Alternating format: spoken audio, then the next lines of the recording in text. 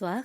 Après la réunion du Conseil des ministres à State House, le vice-président Ahmed Afif a donné des détails sur la participation des Seychelles aux forces combinées qui protègent les navires traversant la mer Rouge. Il s'exprimait lors d'une conférence de presse cet après-midi. On rappellera que les Seychelles ont rejoint les forces combinées en 2012 alors qu'elle était touchée par la piraterie maritime dans la région. Et ce matin, le ministre des Affaires étrangères et du Tourisme, Sylvestre Radegonde, a aussi donné l'assurance que les Seychelles ne seront pas physiquement impliquées dans l'opération internationale visant à protéger les navires voyageant en mer Rouge. Notre implication en ce moment, c'est une implication non militaire, dans le sens que nous n'avons pas de soldats, nous n'avons pas de bateaux dans ce conflit, dans la région. Nous n'avons que cette personne qui offre un support, si vous voulez, d'intelligence et d'autres. Déclaration du ministre Radegonde suite à la déclaration du secrétaire américain à la Défense à la presse internationale hier, selon laquelle les Seychelles font partie d'une force internationale qui défendait la mer Rouge contre les attaques terroristes. Les Seychelles ont reçu un don supplémentaire de $100 000 américains de la part de l'ambassade de Chine. Le don pour assister les maisons et les entreprises touchées par les catastrophes du 6 décembre au nord de Mahé et lors de l'explosion de CCCL tôt le 7 décembre. C'était l'ambassadrice de Chine aux Seychelles, Madame Lin Nam, qui a présenté le document de ce don au ministère des Affaires étrangères et du Tourisme. C'était lors d'une cérémonie au ministère des Affaires étrangères ce matin. Le Bureau of Standard, le SBS, bénéficiera également de ce don.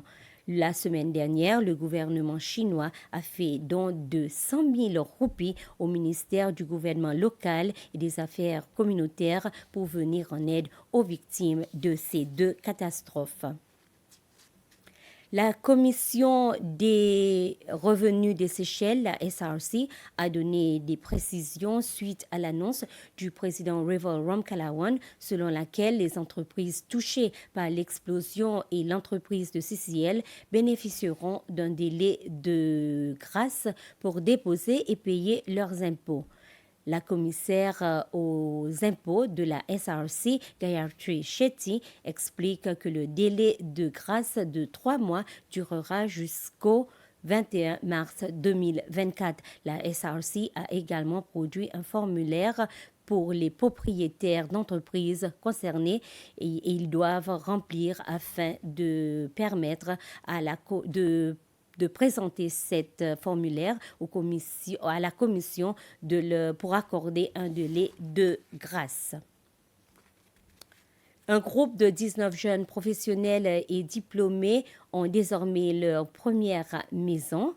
L'entreprise de construction, la Green Island Construction Company, ou GICC, a remis les clés des propriétés à ces jeunes lors d'une petite cérémonie qui a eu lieu sur l'île Persévérance.